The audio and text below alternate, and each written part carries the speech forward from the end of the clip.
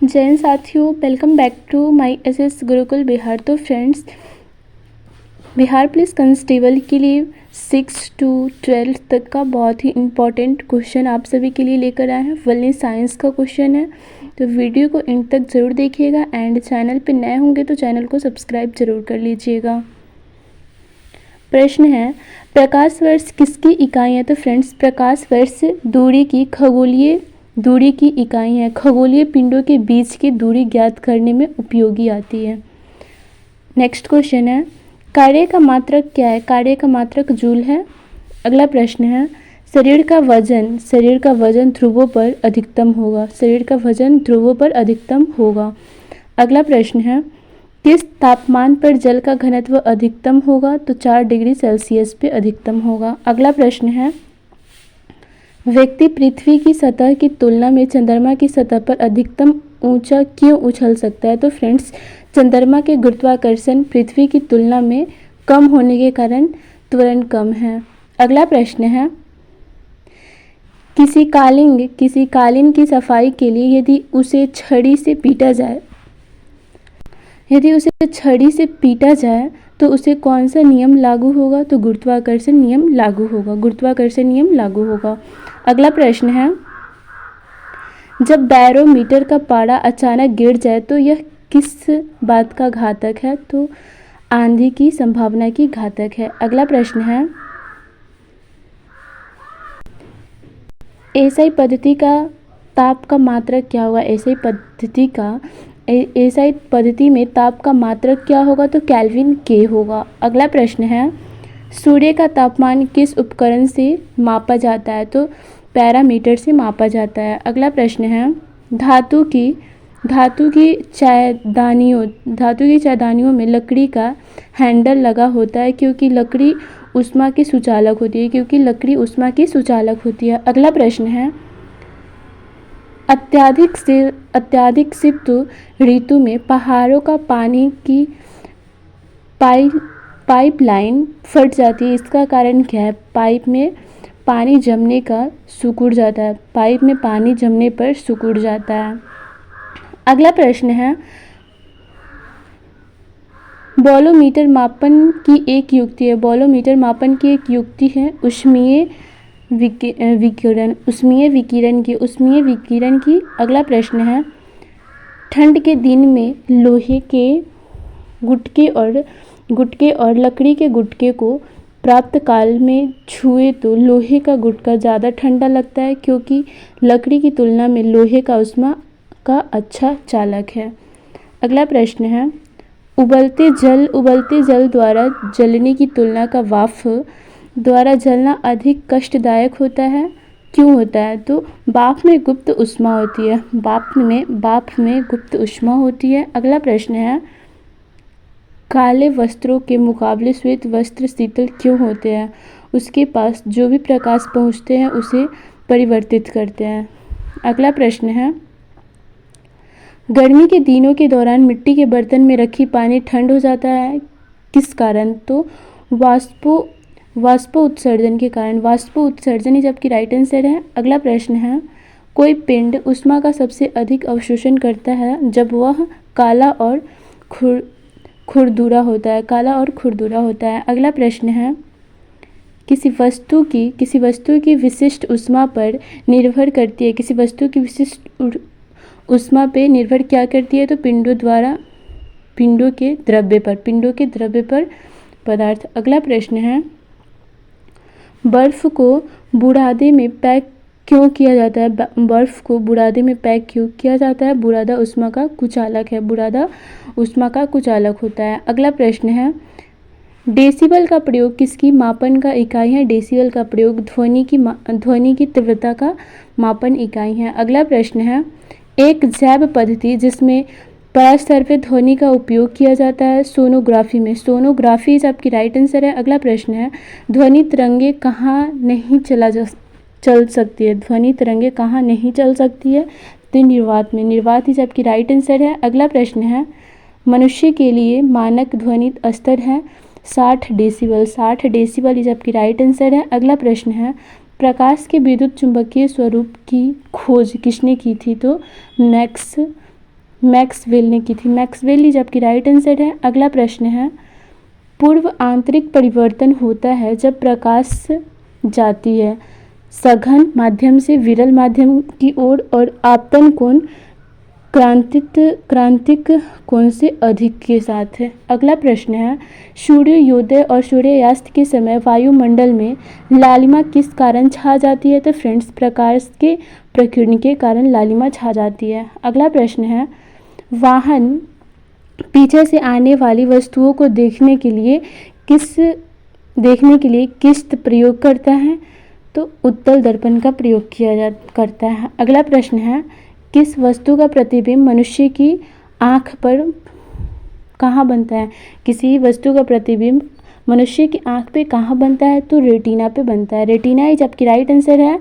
अगला प्रश्न है, एक वस्तु दो समानांतर समतल दर्पण के बीच रखी जाती है तो बने प्रतिबिंब की संख्या अनंत होती है। अगला प्रश्न है, आदर्श वोल्टमीटर की प्रतिरोधकता कितनी होती है? आदर्श वोल्टमीटर की प्रतिरोधकता असीमित होती है। असीमित इज आपकी राइट आंसर है। अगला प्रश्न है, सामान्य प्रयुक्त सुरक्षा फ्यूज तार बनाई जाती है टीन और लेड की मिश्र धातु से। टीन और लेड की मिश्र धातु से बनाई जाती है। अगला प्रश्न है, बिजली के बल्ब के मुकाबले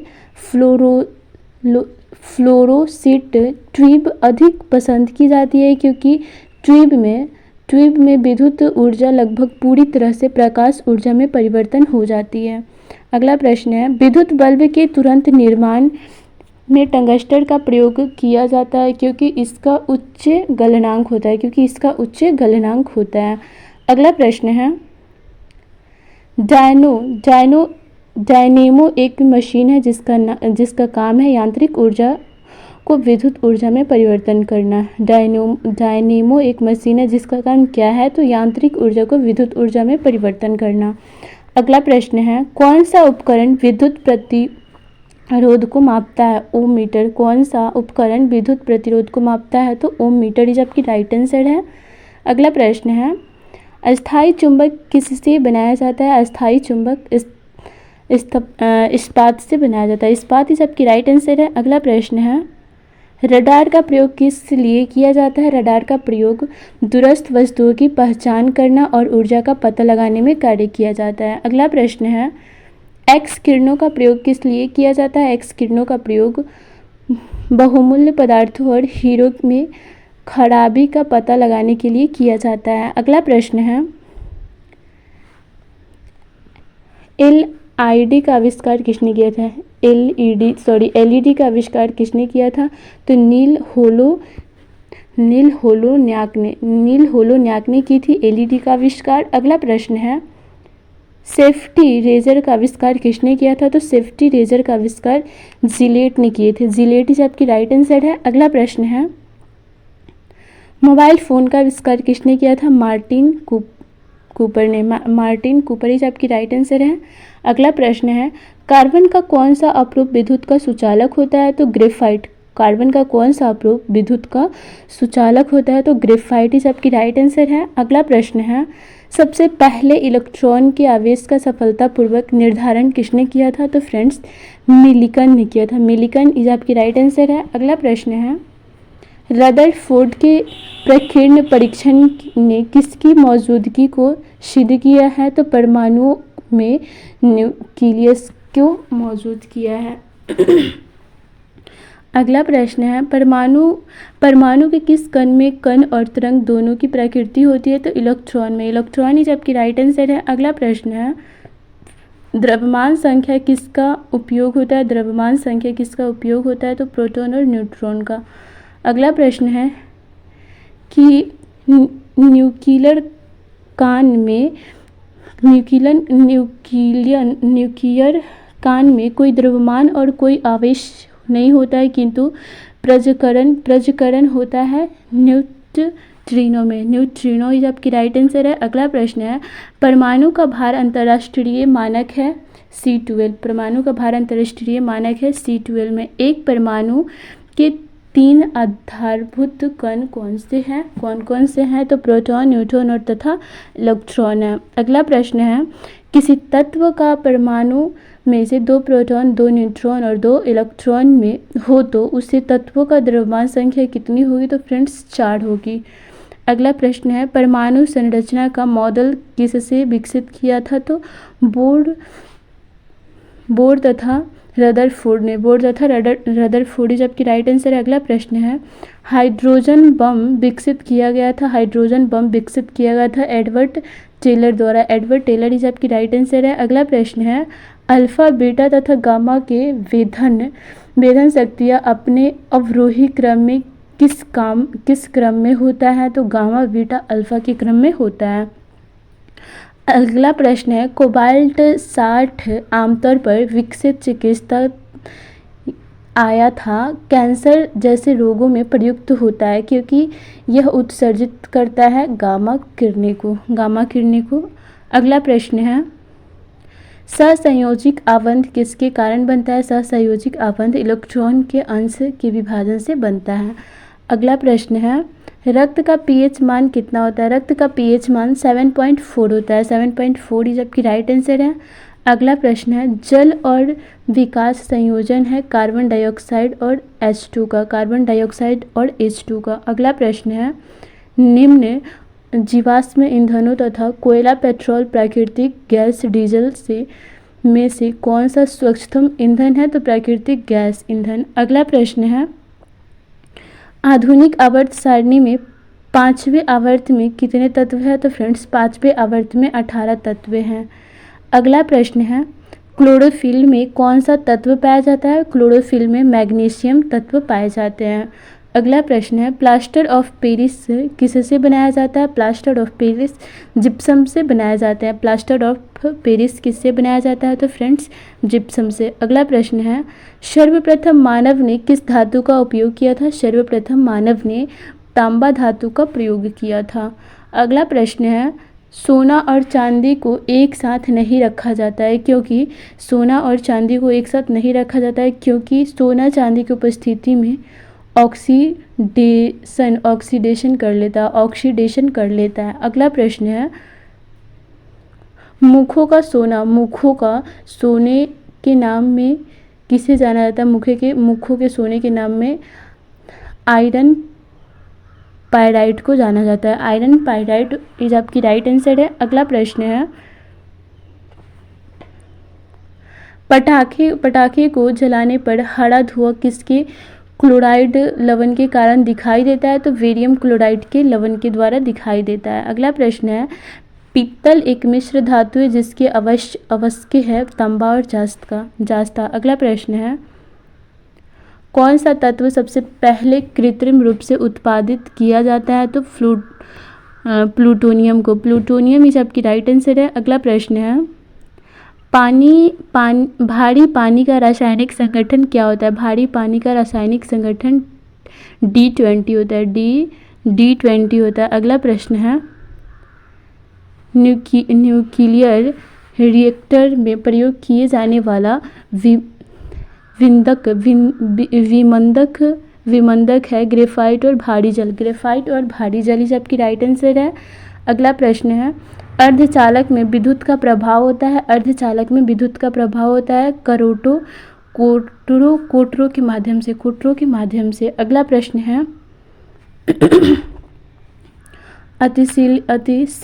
अतिशीतित द्रव्य का सुपर कोल्ड लिक्विड किसे कहा जाता है? तो कांच को कहा जाता है। कांच ही आपकी राइट आंसर है। अगला प्रश्न है, प्रयोगशाला में संश्लेषित किया गया पहला कार्बन यौगिक था? तो यूरिया ही आपकी राइट आंसर है। अगला प्रश्न है, वनस्पति शास्त्र का जनक किसे कहा जाता है? वनस्पति शास्त्र का जनक थियोक्रिटस को क्या कहा जाता है? थियोक्रिटस इज आपकी राइट आंसर है। अगला प्रश्न है, वृक्ष संवर्धन किसका अध्ययन है? तो फ्रेंड्स वृक्षों एवं वनस्पति की खेती का अध्ययन है।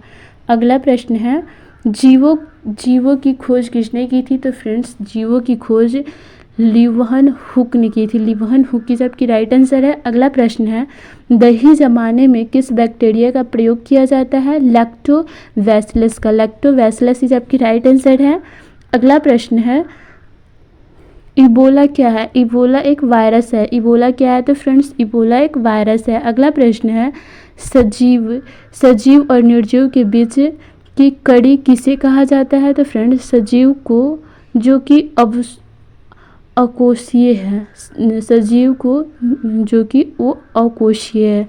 अगला प्रश्न है, उभयलिंग फूलों में पाया जाता है। उभयलिंग फूलों में क्या पाया जाता है? तो पुंकेसर और अंडप दोनों पाए जाते हैं। पुंकेसर और अंडप दोनों पाए जाते हैं उभयलिंग फूलों में। अगला प्रश्न है, बीज विकसित होता है बीजांडों से। बीज विकसित होता है किससे? तो फ्रेंड्स बीजांडों से।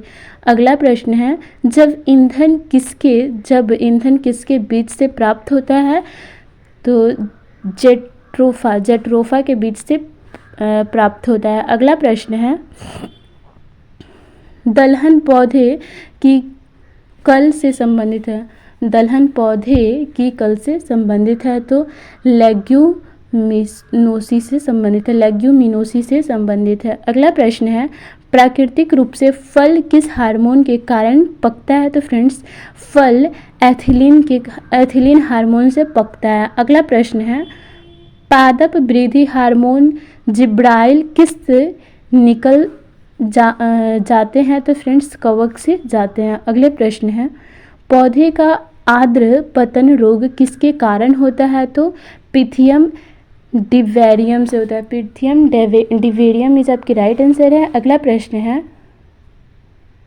करनाल बट एक बीमारी है। करनाल बट एक बीमारी है तो फ्रेंड्स गेहूं की एक बीमारी है करनाल बट। अगला प्रश्न है, पौधों में फ्लोएम मुख्य उत्तरदायी है। पौधों में फ्लोएम मुख्य उत्तरदायी है तो आहार वहन के लिए। अगला प्रश्न है, कोशिका का जीवित अंश जीव द्रव्य कहलाता है। यह किससे बना होता है? तो कोशिका द्रव्य के केंद्रीय और अन्य कोशिकांग से। अगला प्रश्न है, न्यूक्लियर के बाहर डीएनए कहाँ मिलती है? तो माइटोकॉन्ड्रिया में मिलती है। माइटोकॉन्ड्रिया इस आपकी राइट आंसर है। अगला प्रश्न है, पृथ्वी का विशाल परिस्थिति तंत्र किसे कहा जाता है? तो जलमंडल को कहा जाता है। जलमंडल इज आपकी राइट आंसर है। अगला प्रश्न है, रेड डाटा बुक में किसका विवरण दिया गया होता है? तो शंख टापन पादप और जीव जंतु का। शंख पादप और जीव जंतु का। अगला प्रश्न है, पारिस्थितिक विज्ञान केंद्र कहाँ स्थित है? तो बेंगलुरु में। पारिस्थितिक विज्ञान केंद्र कहाँ स्थित है फ्रेंड्स? तो बेंगलुरु इज आपकी राइट आंसर है। अगला प्रश्न है,